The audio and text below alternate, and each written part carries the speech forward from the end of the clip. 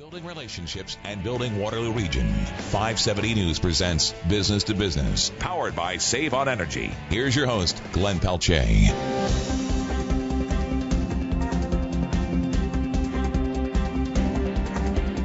Welcome to Business on 570 News, powered by Save on Energy. And let's get right to it. Ian and Greg with our very special first guest, Donna Gravel. We're going to get to her in a moment. Donna Gravel, still with the Physician Recruitment Task Force, right? Yeah, well, she works as actually housed with you, isn't she, Greg, at the Cambridge Chamber? Yes, actually, she works out of the chamber office, but in Cambridge it's maybe a little bit different than in your situation, Ian, where we facilitate some of the administration for doctor recruitment. Now, why are we talking about this? Set it up for us. Yeah, well, this weekend's a special weekend for us at the Greater KW Chamber. We every year in the first weekend in November we have what's called our Physician Recruitment Weekend, and Mary Sue Fitzpatrick, who is I would say the equivalent of Donna in our neck of the woods, all year works with the second-year residents, and we invite, and this year I think we have 20 residents coming to town, second-year residents, and we showcase the whole city. So we showcase, or the region, I should say, all the not only the medical facilities such as the hospitals and the research and the clinics available, but also the rest of the community. In terms of where places to live and where they would raise their family, but also job opportunities for their spouses. So that's this weekend. That's why we're talking about this weekend. And I know, Greg, you have a relationship, and that's funded primarily by the business community. Absolutely, and the municipality as well. But I think what's really important, Ian, from your perspective and my perspective, is this is really an economic development issue. This is critically important. When we are attracting businesses from out of town to come and locate here, we got to be able to make sure that the employees that they might transplant into our region have the opportunity to get a family physician as well. It's really important. We know, and Donna can fill in on what she does, which will be some of the same things that we do. But we do know that this is, and it's strange because some people say, well, isn't this a Ministry of Health issue, or is it a municipal? Well, it's a business issue. It is a business issue. It's kind of one of those things that sometimes falls through the cracks, but we know we're competing not only across the region of Waterloo or southwestern Ontario, we compete across the province, across the country, and across North America to get doctors, whether it's specialists or family physicians. And people want to know, if I'm coming to get this new job in the region of Waterloo, am I going to be able to get health care? And so that's why we're talking about it this weekend. We thought it's an important business issue, but maybe you should ask, or talk about what you do in Cambridge, because we're going to talk with Al Hayes after we get done with Donna, and he chairs our healthcare recruitment council. Donna, you've been with the Physician Recruitment Organization in Cambridge since the very beginning. Yes, in fact, you were the inaugural chair. Yes. When Jerry Martinick, as an MPP at that point, really kind of got the ball rolling. Yes, and so you've got a tremendous amount of history. And we've had some great successes. You've seen it as a volunteer, and now you've seen it as well as a staff member of the organization. Maybe you want to just highlight some of the milestones that your organization has made in Cambridge. Well, we've been very supported by our partners, of course, the Chamber, the hospital, Cambridge Memorial Hospital, and the City of Cambridge, of course, have been very supportive of our efforts. I think one of our major ones was about 7 years ago. We could not recruit physicians as easily because we didn't have any clinic space to go to, and that's what they wanted. The business community in the city helped us, and we built a medical clinic, and we're able to attract new docs. That was awesome. So that's really helped, because that's the way everyone wants to practice nowadays. We've also recruited about 65 physicians, family physicians, over the years that we've had the recruitment committee going, which is great. We're now at a point where there are doctors accepting patients. I'm not getting 50 calls a week now saying, do you have any listings of doctors? I'm getting 1 or 2. So that's great. Our major concern, though, is the upcoming retirements. Well, that's particularly why I wanted to make sure you were on, because there's another dimension to this. We were an underserviced community, as was KW. Yeah, most cities in southern Ontario eventually became underserviced. Absolutely, which means, in essence, there's more people who need doctors than there are doctors to serve them. Yep. We're maybe at a little better balance right now between patient need and doctors in our community. However, you were telling me the other day in the office that we've got to look 2 and 3 years down the road, because how many? Well, there was a survey done, and approximately 24% of our doctors could be retiring in the next 5 years. Mm-hmm. That's huge. That's huge. Yeah, and So we have got to keep the momentum going of recruiting family physicians constantly and looking down the road to see who's retiring in 6 months, who's retiring in a year, that type of thing. And we've been very successful. We're still getting a lot of tours. I have 4 tours this month alone coming up of people who want to relocate here. 2 are from out of province and 2 are from more recent graduates. Yeah, and so you do have. I think you had the underserviced designation a little earlier Yes, than we KW did. So then that really did help, and It it's does. helped us since we've got it. But so what would be the types of activities that you do? I know Mary Sue in my office, who is actually a chamber Right. employee, so it's slightly different, but still the partnership amongst all the Mm-hmm. groups are important. But what are the types of things that you do on a regular basis? Because you're doing it all year round, Right, not yes. just On a regular basis, we visit the medical schools. There's 5 of them in Southern Ontario that we are kind of associated with. Yep. We tour them. We go to some of their functions, sponsor some of their functions to get to know the residents. Working certainly with the KW campus is very convenient, helping them with some of their programs to get to know the residents because they're often coming in and doing electives in Cambridge. Yeah. So it's keeping that connection. Advertising, our website is great. We also have on our website talking about business, is spousal concerns of their employment is huge. Yeah. People need to know if they relocate here to open a practice, do their husband, wife, partner have a job? So the business community highlighting it is very important as well. We're in conversation with Donna Gravel, Doctors for Cambridge. She is the physician recruitment coordinator. And you were saying at the beginning, Donna, that we've come a long way. Definitely. From when you first started your recruitment drive. I mean, it's initially there was a real cause for concern, almost alarm, and now we're talking. We're much more optimistic about what's going on. Definitely. We're very, very pleased with our medical community in Cambridge and the clinics that we have. We have quite a few. Well, I say the majority of patients in Cambridge are associated with a family health team or a family health organization, which means they're getting more service as well. More services, allied health services provided. So the health community is to keep our community healthy, and I think we're doing a good job of that, working with our hospital as well. Well, this has been helpful because I think it is important, and the reason we wanted to have both you and Al on from our because this weekend is a busy one for Mary Sue, but is to highlight that this is a business issue and that the partners both in healthcare, so the hospitals, but certainly the business community understand how important this is. Oh, so definitely. We wish you continued success. Our goal in KW is to get to that point where we're over the hump and everyone that has a doctor needs one and that we can maintain it. But it is one of those things that we'll always have to do because you always have we are a growing community. Definitely. And we have retiring doctors, so we're going to need folks like yourself to make sure that we're getting those docs to replace the ones that are going to retire. Definitely. Yeah. And Cambridge is definitely an easy place to sell, though, too. That's perfect. Well, thanks for coming in. We appreciate your time today. All right, Donna Gravel's been our guest. Thanks for coming in. You're listening to Business on 570 News, powered by Save On Energy. Business to Business, powered by Save On Energy, a presentation of 570 News. Watch the live video webcast at 570news.com. We'll return with more Business to Business. You're listening to Business, powered by Save On Energy, featuring local businesses, solutions, and success stories, connecting community through business on 570 News. Welcome back to Business on 570 News, powered by Save On Energy, and we continue on the subject of doctor recruitment and its significance to the region. And we have another guest, Al Hayes, now joining us here. Yeah, Al is welcome, Al, and thanks for making the time today. My pleasure. Well, now, just to set this up, Al has been a longtime supporter of our chamber, of the Greater KW Chamber. He's, in fact, still a member of our board of directors. He's in his daytime role, he's the chief executive officer of Walter Fady, which is a very well-known planning firm in Kitchener. But you've also been a long time, what we want to talk today, you're a long-time volunteer of the Chamber Healthcare Resources Council. Tell us what that is. What is the Chamber Healthcare Resources Council? Well, I'm going to actually go back a few years before the formation of the council, Ian. Back in 1998, there was a volunteer task force put together through the Chamber to basically address the fact that there were approximately 40,000 residents in our community, Kitchener, Waterloo, and Woolwich, that didn't have access to a family physician. That task force operated for a number of years, and eventually then it evolved into the Chamber's Healthcare Resources Council in 2006.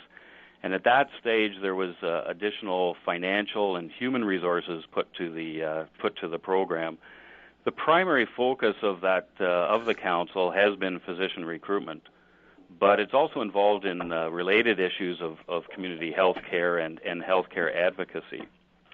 And the history of the entire program really has been, since 1998, we've been able to recruit over 150 family physicians into the community and reduce that 40,000 number that we had back in 1998 down to approximately 20,000 residents at this stage. Yeah. So talk about a little bit those early days. So we've been at this now, 13, 14 years now. That's right. But when it started, it wasn't as formal. Like right now, we have a formal, part of the chamber. There's a separate whole program, and it's got a full-time staffer. Mary Sue does a great job for us. But in those early days, it wasn't that. This was a bunch of volunteers that really came together as chamber volunteers and said, we have a problem. Isn't that right? That's correct, and I think it was seen as an issue that affected the entire community, but especially the business community. And I think as a result, a number of business leaders and volunteers really just saw the issue and decided that something needed to be done about it. So we got started. It was volunteers. It got more formalized when we got a number of our major in the first number of years, a number of our major corporate sponsors underwrote starting this program. So who was on board, and who were the sort of leaders to get this started in the more formal program that we have right now? Well, originally a number of obviously recognizable businesses such as Manulife Financial, Sun Life, and at the time Research in Motion really funded the initial program and allowed a lot of good things to happen. Since that time, we've really sort of broadened the base of business support. So there's now quite a large number of local businesses and individuals who are supporting this program. Yeah, and that's something we have intentionally decided that needed to happen, because this is a community effort. Between you and a number of our board members and myself, we've reached out and said we need a broader base of corporate partners to fund this, so that it really does reflect the community. So I think what we have probably 20 corporate sponsors, and I should point out the City of Kitchener, City of Waterloo also provide some of our funding as well. So it's a true community partnership. That's right. It's probably 80% funded through local businesses and individuals, and the remaining 20% is coming from the local municipalities. So, what are the types of things? And I want to come to this weekend, because this is an important weekend for us. But what are the types of things that this program? So, and we'd heard from Donna, who was with the Cambridge doctor recruitment efforts, and they're slightly different because they don't have the same. I mean, they're basically on top of the wave. They're maintaining their the number of docs they need, but they don't have the shortfall of doctors to patients that we do. What are the things that our program does? So Mary Sue, this is a very important weekend. We do show the doctors this weekend, but what are the other things that happen throughout the year to make sure that we're top of mind for new doctors coming out of school? Well, the weekend is really sort of, in many cases, our first point of contact, but it certainly doesn't end there, because most of the residents who would attend the weekend still have additional residency to complete. So Mary Sue and others are then involved really through the rest of the year in reaching out to local residents, to others who express an interest in the area, matching them up with potential practice opportunities. In many cases, the practice opportunity may be there, but we can also assist with finding their partner, their spouse, with employment in one of the areas, whether it be the university or in business. So there's this constant keeping the connection going.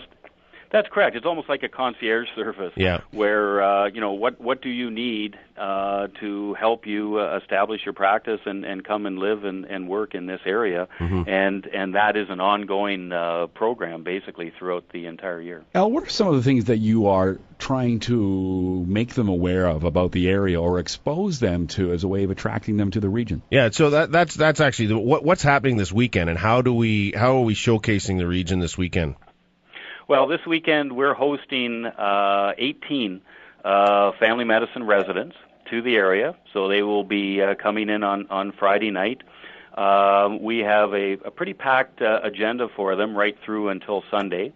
They will meet a number of local business and community leaders, municipal leaders, who obviously are demonstrating their interest in having them locate to this area. We'll be touring around to local hospitals, to some of the family practice clinics that are in town, showing them what sort of facilities and additional resources that we have. At the same time, we have a group who will be touring their spouses and partners around to see some of the other amenities, arts, culture, recreation that we have in the area. And then we really conclude the weekend. We give them the opportunity to actually sit down with specific practitioners, organizations, clinics, and talk, really on a face-to-face basis, what opportunities there are, how, when people are looking to relocate, really have them leave with a good picture of the area, what it's like to live and work here, and very specifically what opportunities they might have to start a practice. Well, thanks, Al. We appreciate you taking the time. And I think one of the proof that this is a successful program is our sort of capture rate. Once we tour those 18 folks, we generally will have a pretty good track record of them actually setting up their practice here. So we got to keep at it. And thanks to you and the volunteers of the Chamber Healthcare Recruitment Council for all the work you do. And we'll look forward to a great weekend of showcasing the region. Our pleasure. Thank you. Time now for another installment with Jeff Quint from Water North Hydro, here to talk about the importance of Save on Energy.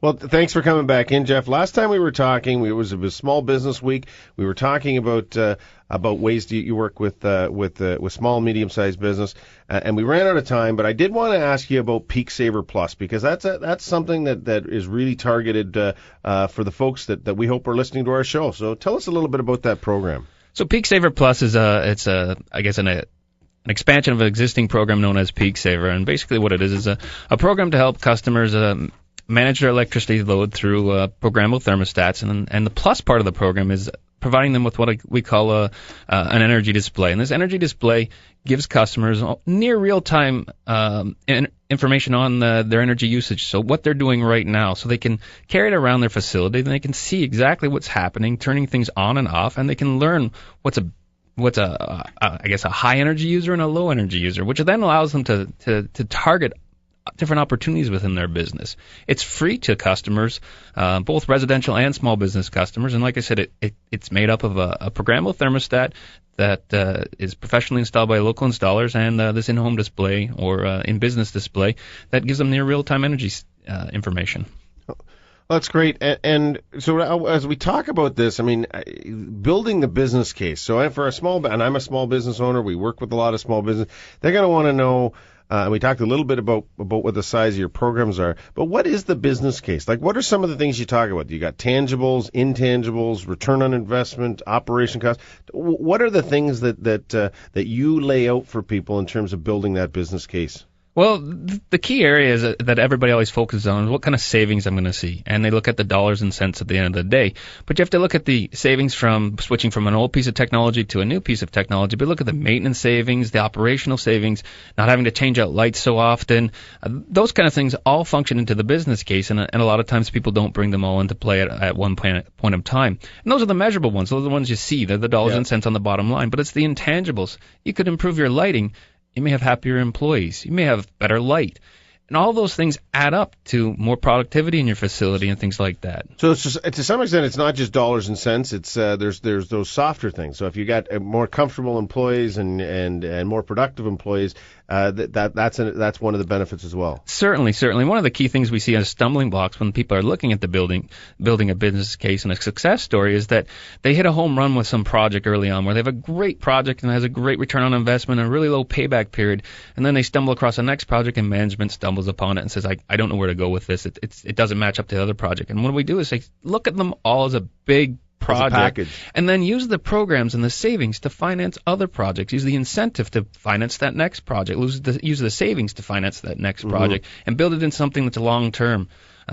Something that's sustainable within the organization. And one of the things we haven't talked about here is just the general satisfaction one gets by knowing they've done their part for the environment. I mean, I'm constantly turning lights off. Not because I'm concerned about saving money. It's not going to save you that much in my home to turn off a light. That's just constantly. The right thing to do. But it's just there's a principle involved, and in deliberately being green, for the sake of it, there's a certain amount of satisfaction in that. Well, there certainly is, and you've got customers and consumers looking for this. They want to work with businesses that do what they do. Businesses and people like to do business with people that they like and do things that they like. So it's the right thing to do, but it's a way to really improve that bottom line and a great way to make an impact in the community. Now, we talk about this. Is there a place to go? Does the website have like an online where you can figure out how to do that, or is it best done when you have one of your staff come in and actually walk through it with someone? Well, the best place to find information on it is at saveonenergy.ca, but the best way to get involved with us is contact your local distribution company, and they'll be happy to come out and walk through your facility and walk through the programs. All right. Thank you so much, Jeff. Our guest has been Jeff Quint from Waterloo North Hydro. You're listening to Business, powered by Save On Energy on 570 News.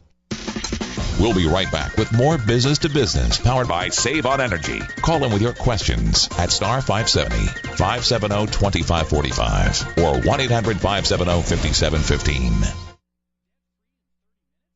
It's what you know. It's who you know. Connecting community through business. This is Business to Business on 570 News, powered by Save On Energy.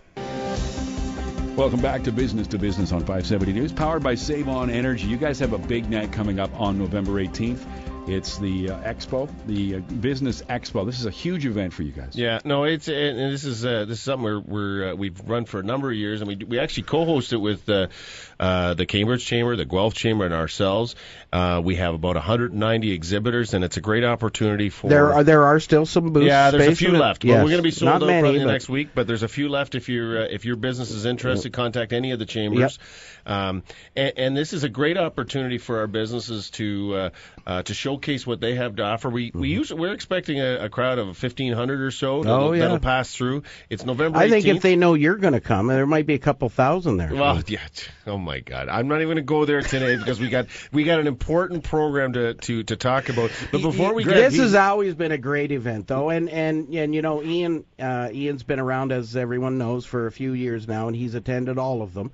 And they're a great opportunity to network, find out what's being made, sold, or developed in your community, and I think it's just a great opportunity. So, for of the 190 booths we have our media partners are there, but also a lot of our caterers, and so there's lots of good food and drink, but great opportunity to see what businesses are right across the region and Guelph. So we're excited about that. As part of this, this is one of the other things that we do to try and connect business. So we've been talking over the last number of weeks about the European Free Trade Agreement and the opportunities that affords for our businesses in the region. We've talked and we're working on getting those Alberta representatives for manufacturers that have for opportunities for our manufacturers here. Trade. But now we have this Business Expo, and what we've tacked on here is a new program. As some of you recall, you, Greg, went with Dave Tubbs from my office to something called Centralia. I think it was last fall? Yeah, a year ago this fall, yeah. And you can maybe refresh people what that is. But you went to, and now we've got something that's similar to that will be an opportunity for our local businesses to connect with one another. Even better. See, it's an opportunity. So remind us about Centralia, and then tell us about what Protunity is. And we're joined by a special guest, and you can maybe introduce him. I absolutely will.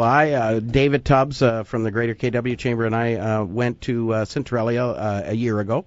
Centralia is a business-to-business matchmaking. It's almost like speed dating. You get 12 30-minute one-on-one meetings with a company that matches with you. So you fill out your profile online and do all that kind of stuff, and then the algorithm in the software goes out and finds matches somewhere in the world. Well, out of that, in 2010, when the inaugural event happened, from Winnipeg, as a friend of mine now I've come to know, who owns a company called Protega Business Solutions, Wadood Ibrahim, who is joining us online, he has developed a piece of software called Protunity.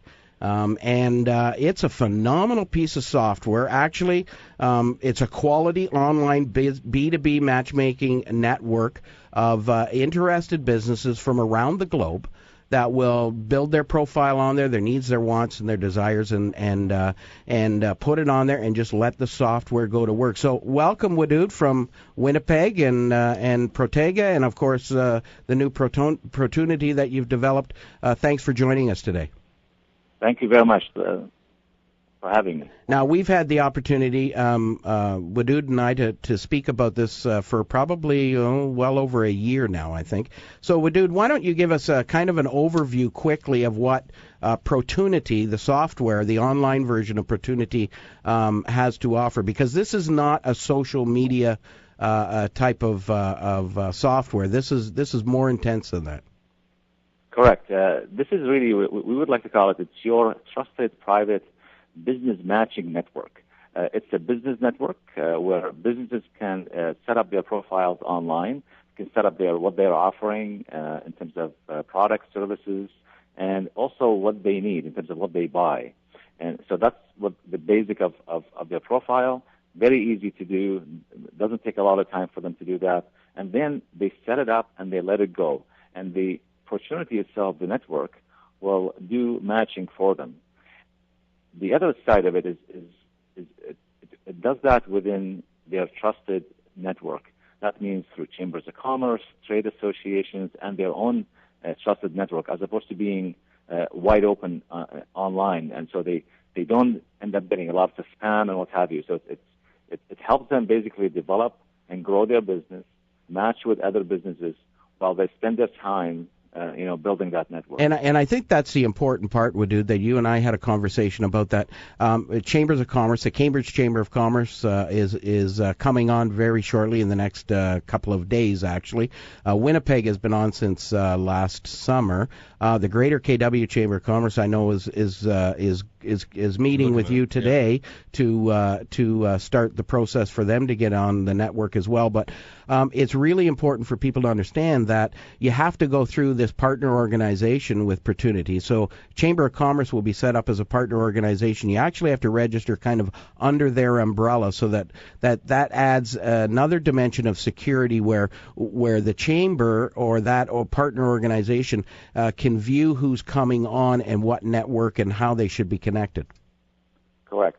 So it's really what we call an invitation-only kind of network. Mm-hmm. So basically, people who are on the network, they're vetted by at least one organization or one member. So it's all based on trusted relationships. Mm-hmm.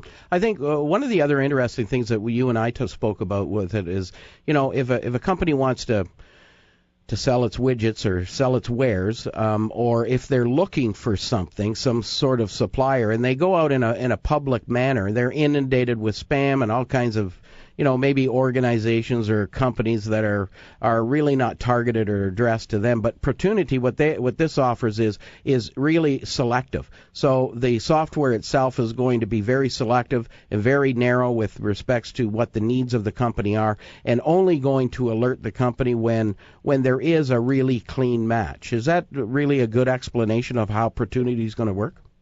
Very good explanation. I can give you maybe a quick example. Our company hires lots of subcontractors, for instance. In terms of, we have other companies we work with, and they subcontract their work through us. There's about 6 of them currently.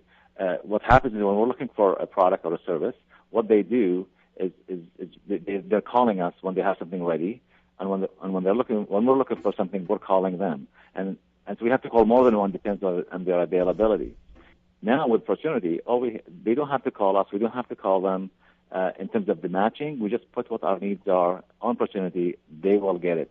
The beauty of that, only the 6 companies who we're connected with, they see that. We don't have to worry about every other company calling us and trying to sell us this kind of stuff, because it's just very noisy for us and for them. So it saves us time, saves them time. Mm-hmm. And by the way, it applies not just to products, it applies to services, to any business, really. You're listening to Business on 570 News, powered by Save On Energy. We're in conversation with Wadud Ibrahim of Protunity, and you can check them out at protunity.com. Yeah. Now, Wadud, I mean, it sounds like the right kind of opportunity for our members, and that's what both are, and I think that's why it's a great partnership with Chambers. Is that's what we try and do, is connect business with one another with different opportunities.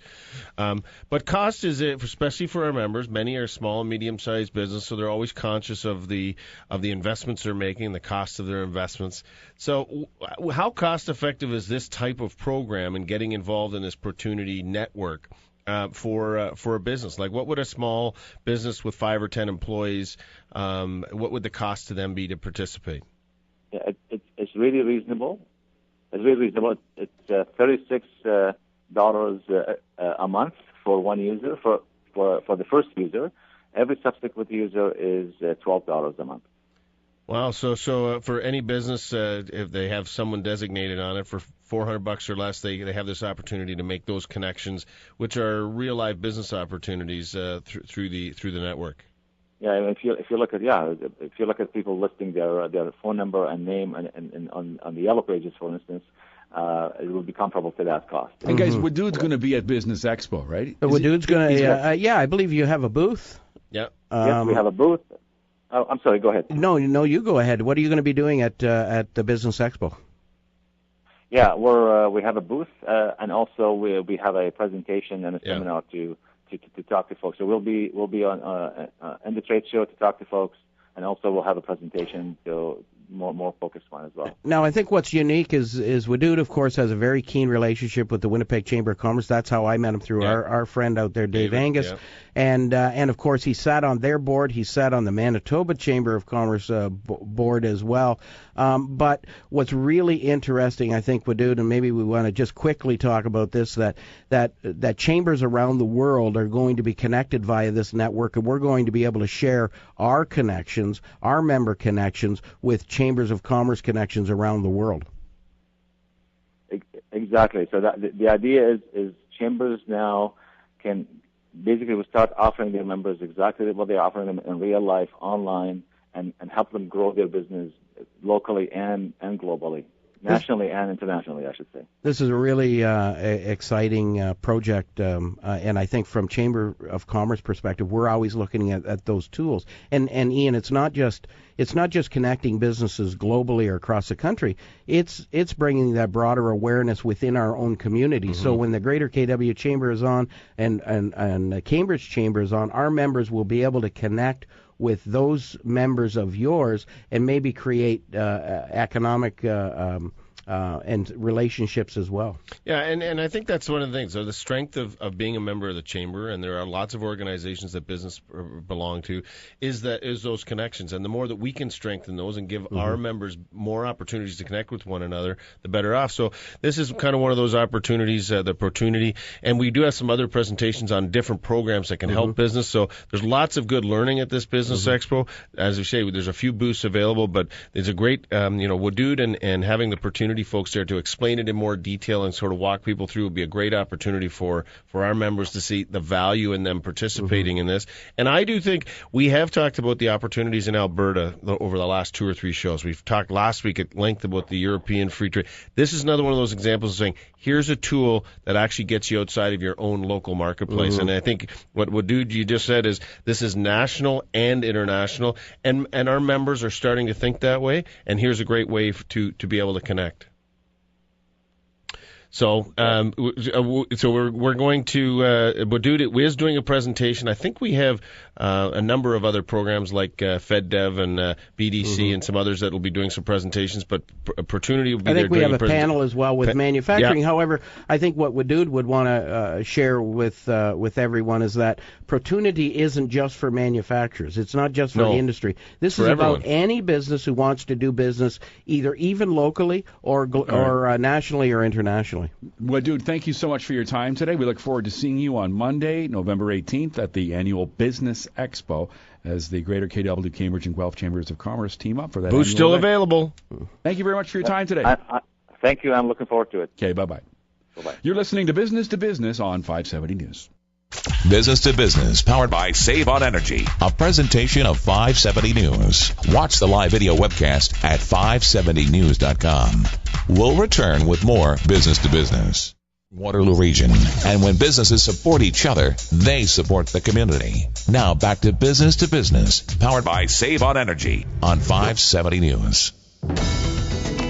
Welcome back to Business on 570 News, powered by Save on Energy. Ian McLean, President and CEO of the Greater KW Chamber of Commerce, and Greg DeRocher with the Cambridge Chamber of Commerce. He's also President and CEO. And the last several shows, gentlemen, you've been ranting and railing about the defeat of Michael Harris's Bill C-43. We're mad. The Fair and Open Tendering Act, which was defeated at Queen's Park. Yeah, we're mad. You're still mad as heck, and you're not going to take it anymore. We're mad. We're mad. But one of the things, and I think we're going to make sure that we have to stop making this about Michael's bill. Although that was great that it was put forward, but it's about fair and open tendering. It's about fair tendering in the province of Ontario, and so we're gonna, as we say, we're gonna keep talking about this. And one of the ways that we've decided, and Greg and I have talked, we talk all through the week, getting set for the show and on other things, is we have to raise the profile of this. So one of the things we've done is, and we will be having letters go out on Monday that you and I have been drafting this week, and it will be to all three of the provincial party leaders, including the Premier, Tim Hudak, and Ms. Horvath. So what we've done is we've requested, and we know there's an election coming in the spring. We're almost sure that's going to happen. So we've sent a letter, and we said we'd like to come in to Queen's Park. The two of us go down and talk about the issues that are important to our 37 or 3,800 businesses in the region of Waterloo, and say, here are the issues, and amongst them will be this fair tendering.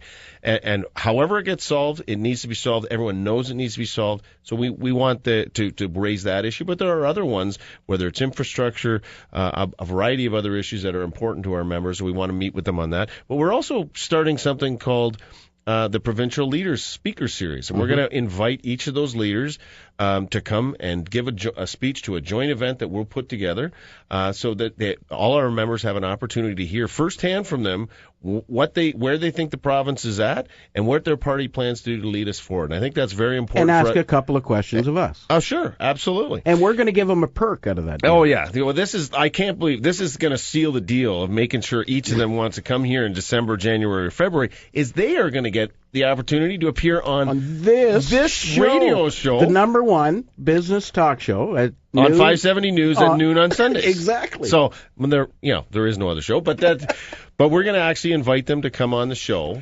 and have a full hour with us to talk about what's on their plate, what's on their mind, and how they plan to move the province forward. And they can sit through the rant. Yeah. Well, the rant will be they will know that's one of the things that they're got to address. But I think that's something that we and another example of how we're working together to say that there is no more important issue than that one for our members, because it impacts. It's most important because it affects everybody, not just those in the construction business, but it affects every taxpayer, because we know when you limit the amount of companies that you can go out and get a tender for on a project, that the price is going to be affected. There's no question about it. The deeper that vat, deeper that pool of companies that you can go after to do a particular project, obviously the better pricing you're going to get. So this Fair and Open Tendering Act that failed at the provincial legislature, we absolutely have to address. So all right, let's get on to some things that are important. What are important? You know what? And if you want to drop us a line to share your thoughts on the Fair and Open Tendering Act and the principle behind it, whether you're in support of what Ian and Greg have been talking about, I'm sure they'd love to hear from you. You can drop us a line at biz to biz at 570news.com. That's biz, B-I-Z, to biz at 570news.com. Okay, you mentioned you've got the big expo coming up on November 18th. We've got this Wednesday, too. Ian and I have had Frank Kenny on from Portland, Oregon. Yep. He's a social media guru. He's a former chamber executive, just like we are, gone consultant into the social media field, and he's widely known through Chamber of Commerce movement particularly, but he's got some incredible strategies. He's actually going to be at our chamber next Wednesday, the 6th. For breakfast at the Holiday Inn in Cambridge. So there still is some seats available. You can go online at cambridgechamber.com and book a seat, but you better do it right away because he's a really big draw. We moved it to a little bigger venue because last year we actually sold out, and he's got some brand new social media strategies, so it should be good. Yeah, and we continue on with our Manulife Chamber Academy, where we have all kinds of over the next couple of weeks. There's a number of events. I would encourage you to go to greaterkwchamber.com and take a look what's there. But we're really focusing on this business expo between now and the 18th of November. So we're excited about the opportunity. Want that to be a huge success. And as we've mentioned, you can go to any of the Guelph, KW, or Chamber website and register your booth. I think we still have about 15 booths, so there's 100. It's tight though. It's getting tight. And it will be sold out at 190 booths. So it's all of Binghamton Park. Okay, I was going to say Binghamton's. Yeah, you want to be. You really want to be there. This is a great event. 200 member business exhibitors, 1,200 fellow business professionals from the three aforementioned chambers, over 1,200 professionals. Yeah, and it's a great way. And we have those education. It's not just an too. expo; it's a great networking. Yeah, I think great networking. I think we've even convinced Glenn Pelletier is going to be there. He is going to be there. He's going to take a nap after his show, and then he's going to come in the afternoon. I would love to go. Looking forward to it. Thanks to our producers, Catherine Drake and Craig Ainsworth. You've been listening to Business, powered by Save On Energy on 570 News.